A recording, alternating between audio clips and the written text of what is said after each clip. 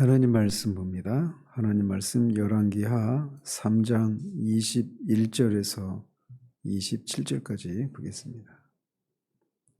21절에서 27절까지 같이 읽겠습니다.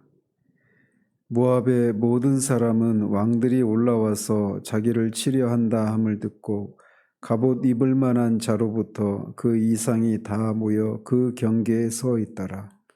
아침에 모압 사람이 일찍이 일어나서 해가 물에 비침으로 맞은편 물이 붉어 피와 같음을 보고 이르되 이는 피라 틀림없이 저 왕들이 싸워 서로 죽인 것이로다.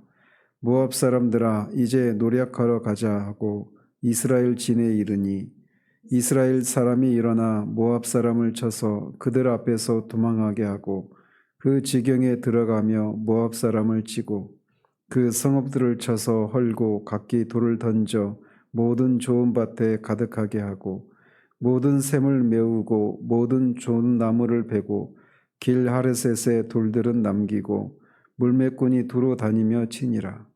모압 왕이 전세가 극렬하여 당하기 어려움을 보고 칼찬 군사 700명을 거느리고 돌파하여 지나서 에돔 왕에게로 가고자 하되 가지 못하고 이에 자기 왕위를 이어 왕이 될 맏아들을 데려와 성 위에서 번제를 드린지라.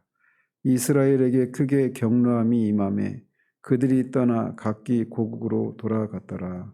아멘.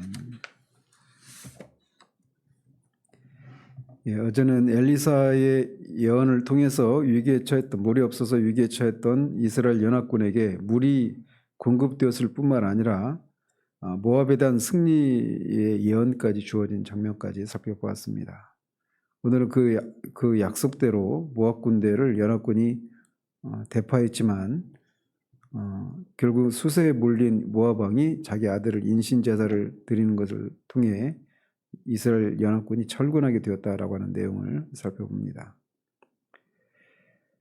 이렇게 세 나라의 연합군이 쳐들어왔다는 소식을 들은 모압 사람들은 갑옷 입을 만한 사람은 물론 그 이상으로 다 군인으로 징집되어서 연합군이 진을 치고 있는 경계에 서게 됩니다.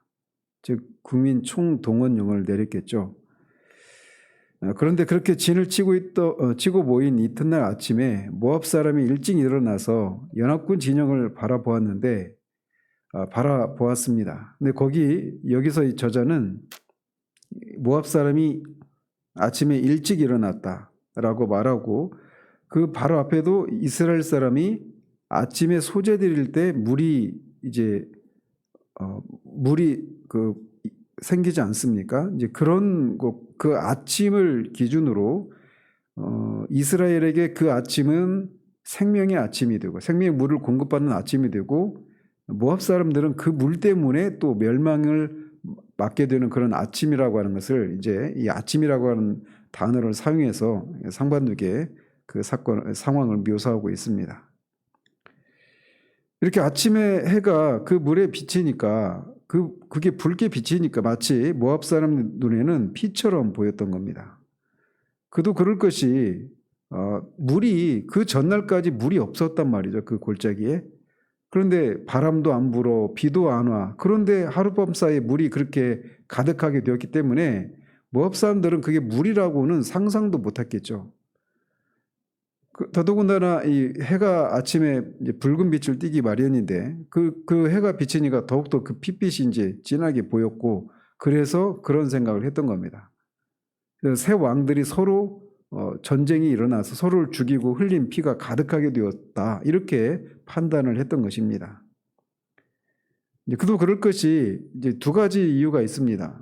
이 모압 왕의 입장에서는 남유다와 북이스라엘 사이에 그런 어떤 적대 관계가 늘 있어 왔었다라고 하는 것도 알고 있고 또 이 전쟁에 동원된 에돔의 경우에는 어쩔 수 없이 그냥 끌려온 이런 입장이 있기 때문에 이 세 왕들이 서로 그렇게 싸움을 벌이다가 결국 그렇게 죽어서 피가 가득한 상태가 되었다 이렇게 생각을 했던 겁니다. 또 모압 사람들 입장에서는 그렇게 생각할 수 있는 또 다른 역사적인 근거도 있는데 역대하 20장에 보면 이 남유다의 여호사밧 왕 때 이 모압과 암몬 그리고 마온 사람들이 연합을 이루어서 이 남유다와 전쟁을 벌이게 됩니다. 근데 그 전쟁에서 모압 사람들이 암몬 사람들과 전쟁을 하고 또 이 마온 사람과 전쟁을 해가지고 세 나라 그 군대가 완전히 자멸을 하게 됐던 그런 패전의 역사가 모압 사람들의 기억에 남아 있습니다. 그래서 자신들이 그랬던 것처럼 이 세 나라의 왕들이 서로 싸워서 그렇게 피로 골짜기가 가득하게 되었다, 이렇게 판단을 내렸던 것입니다. 그러나 그것은 거대한 착각이었죠.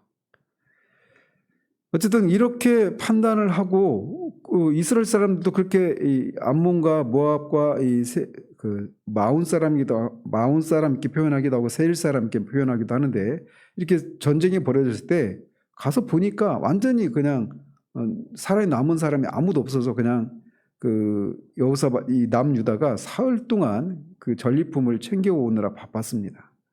그랬던 것처럼 다 죽었으니 이제 이스라엘에 가서 전리품을 챙겨오자 하고 아무런 대비도 없이 그냥 들어갔던 겁니다.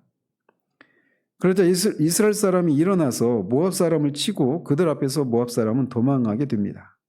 여기서 일어났다라고 한 이 말은 갑자기 떨쳐 일어난 이런 의미가 있습니다. 그래서 매복을 했다가 갑자기 이렇게 기습 공격을 받고 모압 사람들이 이제 패주를 하게 되는 겁니다.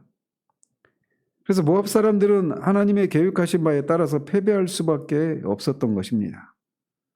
그리고 이스라엘 연합군은 하나님의 역사심을 따라서 승리의 열매를 거두기만 하면 되는 그런 상황이 되었던 것이죠. 이렇게 이스라엘 연합군은 모압 사람들을 쫓아서 모압 경내까지 밀고 들어가서 앞에 19절에서 말했던 그런 예언 겸 명령하신 대로 그 성읍들을 쳐서 헐고 돌을 가져다가 좋은 밭을 메우고 샘을 메우고 또 좋은 나무를 베는 그런 일을 해서 이 모압을 초토화시키는 이런 일을 합니다. 그리고 모압의 수도인 길하레셋의 돌들은 남겼다라고 말하는데 이 말은 그곳에 있는 밭이나 이 샘을 돌들로 막거나 하지 않았다, 이런 의미입니다. 그리고 물매꾼이 두루 다니며 쳤다라고 하는 것은 말 그대로 물매꾼도 되지만 어떤 공격력 무기를 가지고 성을 공략하는 그런 사람들을 가리킵니다. 이렇게 물매꾼이 두루 다니면서 견고한 성을 집중적으로 공략하고 있는 그런 모습을 이렇게 표현하고 있는 것입니다. 자, 이렇게 상황이 이렇게 되자 모압 왕은 수도가 언제나 가장 강력한 성읍이지 않습니까? 그런데 그런 가장 견고한 성읍이라고 할 수 있는 수도인 길하레셋까지 이렇게 이스라엘 연합군에 의해서 공격을 당하게 되자 이 상황이 이제 자신의 힘으로 어떻게 할 수가 없는 그런 상황이 몰렸구나, 이렇게 자각을 하게 됩니다. 그래서 칼을 찬 700명의 이 정예부대를 통해서 돌파하고 에돔 왕에게로 가고자 꾀했지만 그거마저도 실패로 끝납니다. 아마 그가 생각할 때는 에돔 왕이 가장 약한 골이라고 생각하고 그쪽으로 돌파를 하려고 했지만 실패로 끝나고 말죠. 그러자 이제 그가 항복을 하는 것이 아니라 극단적인 선택을 하는데, 그것은 자신의 왕위를 이을 마다들을 데려와서 성벽 위에서 자신들의 신 그모스에게 번제를 드립니다. 모압 왕은 모압 족속과 자신의 운명이 풍전등화와 같이 되자 그들의 신 그모스에게 도움을 받고자 자기 아들을 인신 제사를 드리는 그런 일을 모든 사람들이 볼 수 있는, 모압 사람뿐만 아니라 이스라엘 연합군도 볼 수 있는 성벽 위에서 그렇게 인신 제사를 드리게 되는 겁니다. 이것은 하나님의 형상대로 창조된 인간의 존엄성을 파괴하는 그런 극악무도한 행위일 뿐만 아니라 더더군다나 자기의 핏줄인 아들을 죽이는 이런 완전히 반인륜적인 그런 폐악한 죄이죠. 그래서 레위기에서도 이스라엘에게 그런 일들을 하지 말라고, 그리고 그런 일을 하는 자들은 반드시 죽이라고 하는 이런 규정을 세우시기도 합니다. 실제로 이제 나중에 보면 이스라엘 역사 가운데 이 히스기야의 아들인 므낫세가 이런 인신 제사를 드리기까지 합니다. 얼마나 끔찍한 그런 죄악을 범했는지 나중에 보게 되는데, 바로 그런 므낫세의 죄 때문에 이스라엘이 결국은 패방을 하게 되죠. 어쨌든 이렇게 모압 왕이 취해서 번제로 바친 이 아들은 모압 사람들의 입장에서 보면 왕위를 이을 신분을 가진 왕자였고, 모압 왕 개인의 입장에서 보면 그의 유업을 이을 맏아들이었습니다. 이렇게 중요한 인물을 번제로 바쳤다라고 하는 것은 모압이 더 이상 희망이 없이 완전히 극한 절망적인 상태 가운데 있다라고 하는 것을 의미하는 겁니다. 그런데 이렇게 모압 왕이 자기 아들을 번제로 바치는 것을 목격한 이스라엘에게 크게 경노함이 임했다. 그래서 이스라엘 연합군이 각기 고향으로 돌아갔다라고 말을 하고 있습니다. 자, 이 구절은 해석에 어려움이 있습니다. 즉 여기에 임한 경노함이 누구의 경노함인지가 불투명하기 때문에 그렇습니다. 그래서 크게 이제 두 가지로 견해가 나뉘는데, 하나는 모압 사람들의 분노, 모압 사람들의 경노다라고 해석을 합니다. 즉 자신들의 왕이 맏아들을 번제로 드리는 장면을 목격하고 막 모압 사람들 안에서 막 극한 격렬한 분노가 일어났다라는 겁니다. 그리고 그런 모압 사람들이 막 이런 격렬한 분노가 일어나니까 이 사람들이 완전히 뭐 연약한 여자라 하더라도 여자와 싸울 때도 여자가 막 완전히 꼭 여자로 들어서 좀 죄송한데 어쨌든 약한 사람이라고 한 사람과 싸울 때도 그 약한 사람이 완전히 속된 말로 완전히 눈이 뒤집혀가지고 막 격렬한 분노에 막 사로잡힐 때 막 겁을 먹고 하는 이런 상황이 발생하지 않습니까? 그런 것처럼 모압 사람들이 지금 그렇게 막 격렬한 분노를 보이는 모습을 보고 동맹군들이 겁을 먹고 포위를 포기하고 돌아갔다. 이런 하나의 해석이 있어요. 근데 또 하나의 해석은 이 견해가 여호와의 진노라는 겁니다. 첫 번째는 모압 사람들의 진노라면 두 번째 경우는 여호와의 진노라는 겁니다. 저는 이 두 번째 견해에 동의를 하는데, 이렇게 주장하는 근거는 뭐냐면 여기서 경노하다라고 번역된 단어는 성경의 용법상 예외 없이 모두 하나님의 진노를 나타내는 데 사용된 단어에서 파생된 단어입니다. 그래서 이 경노하다, 이게 하나님의 진노라고 하는 단어에서 파생된 단어에서 여호와의 진노다 이렇게 해석을 할 수 있다는 거예요. 따라서 이 본문에 나타나는 진노의 주체는 표면적으로는 왕의 아들의 죽음을 목격하고 격분해서 결사적으로 달려드는 모압 군대일 수 있습니다.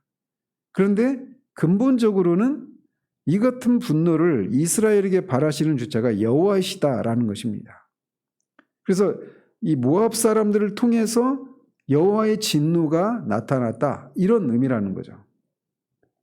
자, 그렇다면 여호와의 진노에 대한 이 두려움이 모압 왕의 가증한 행동을 통해서 이스라엘 위에 임한 이유가 무엇인가라는 겁니다.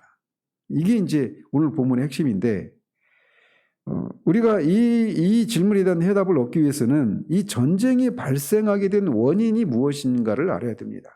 여호람의 입장에서 왜 이 전쟁을 하자고 제안을 했고, 여호사밧은 왜 이 전쟁에 동의를 했는지, 이 전쟁에 발발한 원인을 보면, 먼저 여호람의 입장에서 보면 모압이 배신을 하게 되니까 이 이스라엘의 경제적으로 큰 위기를 맞이하게 됩니다.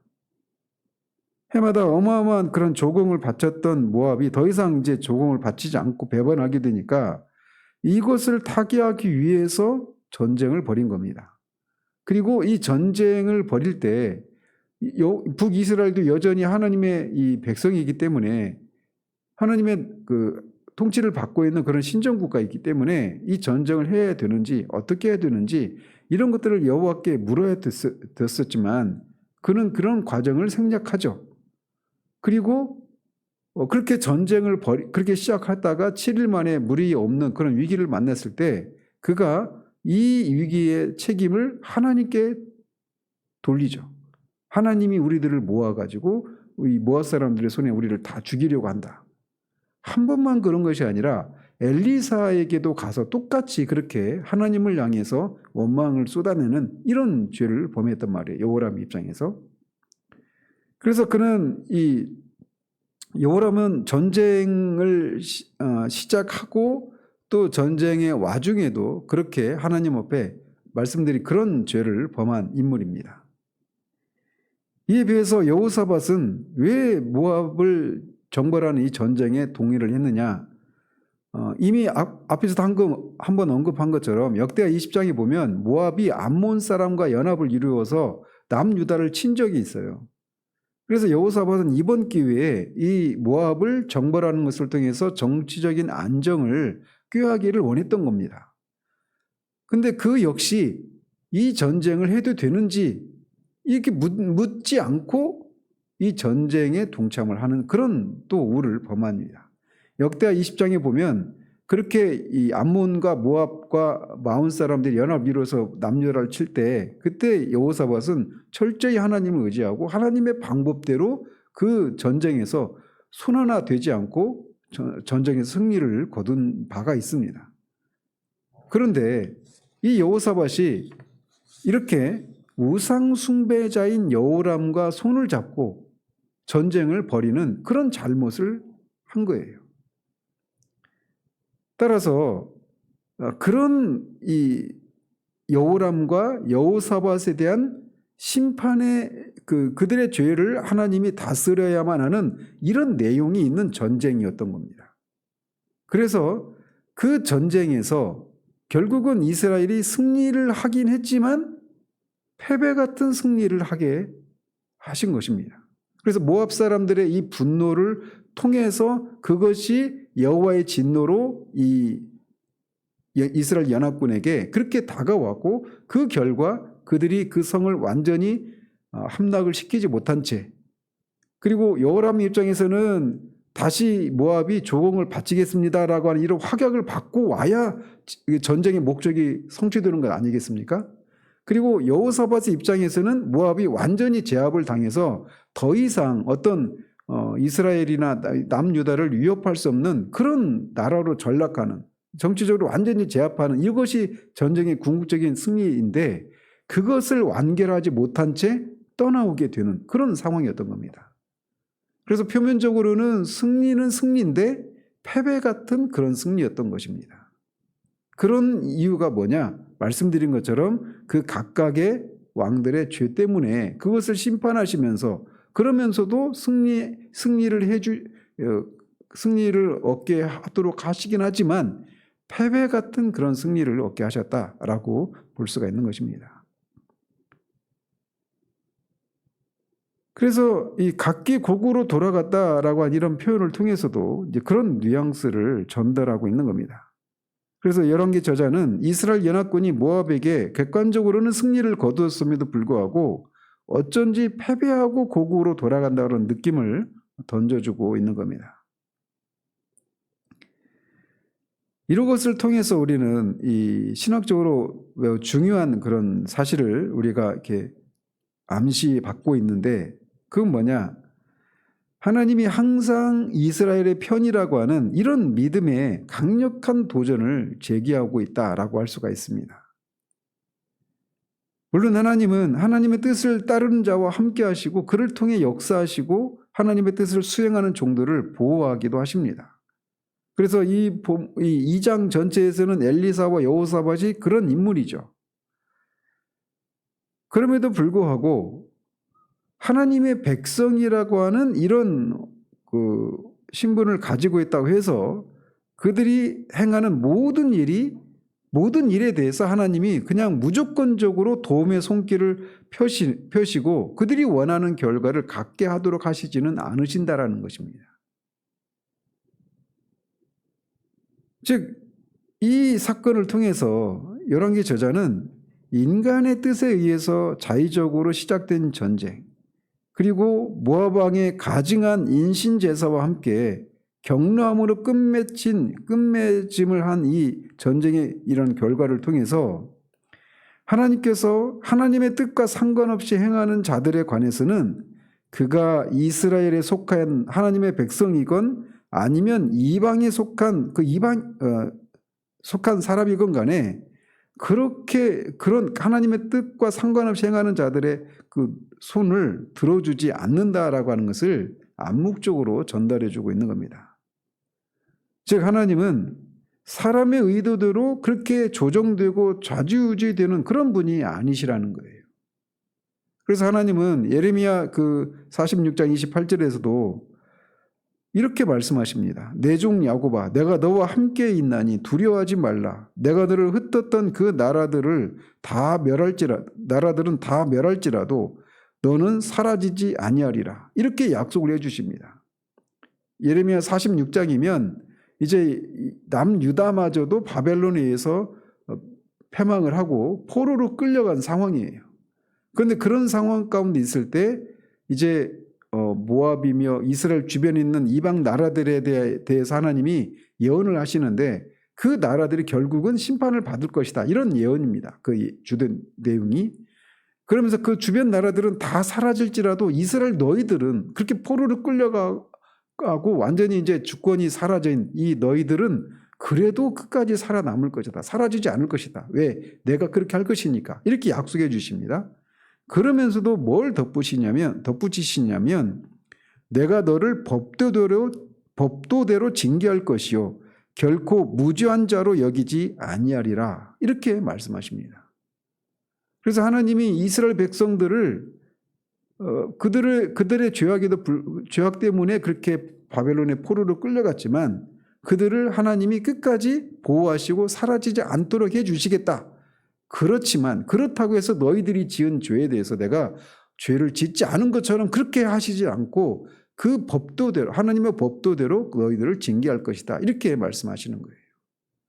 그래서 약속의 근거에서 이스라엘 하나님의 백성들을 하나님이 지키시고 보호하시는 일들을 하시지만 약속의 백성이라고 해서 그들이 지은 죄에 대해서도 하나님 그냥 눈 감고 퉁치시는 그런 분이 아니시라는 것이죠. 그래서 여기서도 이제 그런 걸 보여주고 계신 것입니다.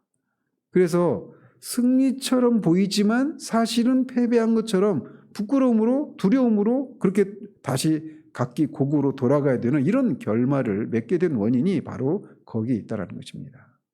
이거는 우리에게 한 사람, 우리 자신에 대해서 또 뭐 역사적인 어떤 인물에 대한 이런 평가, 이런 것들에 대해서 우리가 어떤 시각으로 봐야 되는가라고 하는 것을 우리에게 보여줍니다. 하나님의 백성이기 때문에 그들이 행하는 모든 것들을 하나님이 다 들어주시고 그냥 용납하시는 것이 아니다라는 거죠. 그런 것처럼 우리 시대, 우리나라는 제가 볼 때는 그런 게 굉장히 강해요. 뭐냐면 진영 논리에 빠져서 우리 진영 사람이면 잘못한 것도 다 눈 감고 다 어떻게 하든지 잘못하지 않았다라고 옹호하고 반박하고 쉴드를 쳐줍니다. 그게 뭐 소위 이제 좌파든 우파든 양 진영이 다 그런 논리에 빠져 있어요. 교회에서도 마찬가지죠. 교회 안에서도 다 진영 논리, 나와 가까운 사람, 나와 이해관계가 있는 사람, 이런 식으로 다 옳고 그름이라고 하는, 하나님이 이렇게 이방인이든 하나님의 백성이든 그들이 하나님의 뜻에 반해서 행한 것이라면 그가 어떤 진영에 속한 사람이든지 간에 하나님은 항상 법도대로 그렇게 행하시는 분이시다라고 하는 것을 그것을 우리가 기억한다라면 우리가 특히나 우리 한국 사회뿐만 아니라 더더군다나 교회는 그런 하나님을 섬기고 있는 교회라면, 그리스도인이라면 역사적인 인물을 평가할 때도 마찬가지고 현 시대를 살아가는 사람들을 뭐 정치인이든 어떤 연예인이든 누구든 간에 그렇게 평가할 때 항상 이 기준을 가지고 평가를 해야 된다라고 하는 것을 우리가 이 아침에 다시 한번 생각하게 됩니다. 그래서 우리가 이렇게 얼마든지 아전인수격으로 해석을 할 수 있는 겁니다. 이스라엘 사람들이 남유다가 이렇게 돌아오면서 우리가 이 모압을 완전히 초토화시켜서 이 길하레셋 이 성읍 하나만 남겨놓고 모압의 그 왕이 자기 아들까지도 그렇게 죽이는 그런 큰 성과를 거뒀어. 이렇게 해석할 수 있죠. 그런데 궁극적으로는 패배 같은 승리에 불과하단 말이에요. 그런데 아전인수격으로 큰 승리를 거뒀다. 이렇게 자의적인 판단을 할 수도 있는데 이거는 이 성경을 통해서 하나님이 세상을 그렇게 통치하지 않으신다라고 하는 것을 여기서 이렇게 보여주고 있는 것처럼 우리가 어떤 사안을 판단할 때는 제가 그 2장을 시작할 때 그 여호람에 대해서 총평을 하고 시작을 하지 않았습니까? 여호와 보시기에 그가 악을 행했다라는 겁니다. 그의 부모와 같은 악한 길로 행하지는 않고 바알의 주상을 회파하는 그런 일을 하긴 했지만 그래도 하나님이 그에 대한 총평은 그가 악한 왕이었다라는 거예요. 그래서 항상 기준이 사안별로 여호와께서 어떻게 보시는가, 이것이 우리가 우리 자신 또는 다른 사람을 평가하는 그런 기준이어야 한다는 것을 이 아침에 다시금 보게 됩니다. 어쨌든 우리가 하나님이 그 어떤 결과만을 보고 이게 그냥 아전인수격으로 하나님이 이것을 용납하시고 하나님이 복을 주셔서 이렇게 내가 이 성과를 거두었다, 이렇게 생각할 것만은 아닌 그런 상황이 있을 수 있음을 기억하고, 우리가 이 하나님이 우리에게 허락하신 이런 어떤 작은 성공들이 그냥 나를 다 하나님이 받아주시고 나를 용인해 주셔서 나를 용납해 주셔서 인정하셔서 이런 것들을 허락하셨다, 이렇게만 생각할 것이 아니라는 겁니다. 좀 말이 길어지는데, 그 시편에도 보면 이스라엘 백성들이 광야에서 막 굶어 죽게 된 상황에서 하나님이 만나를 주시지 않습니까? 그리고 메추라기를 보내지 않습니까? 하나님이 그들이 원하는 것을 주시긴 하십니다. 그런데 그들의 영혼은 파리하게 하셨다, 이렇게 평가를 하는 것처럼 얼마든지 그런 일이 있을 수 있음을 알고, 우리가 오늘날 무분별하게 하나님이 나한테 주신 어떤 이런저런 현세적인 그런 어떤 복이나 어떤 평화나 우리가 원하는 것들을 얻었다고 해서 그것을 하나님이 다 용납하시고 인정하신 것은 아닐 수도 있다라고 하는 것을 우리가 두려움 가운데 생각하면서 우리가 하고자 하는 것들이 하나님의 뜻에 부합한 것인가를 두려움 가운데 겸손히 묻는 그런 일들이 있어야 될 것입니다. 기도하겠습니다. 하나님 아버지, 이스라엘 연합군이 승리한 것 같지만 사실은 패배한 것 같은 이런 아리송한 그런 결말을 우리가 보게 됩니다.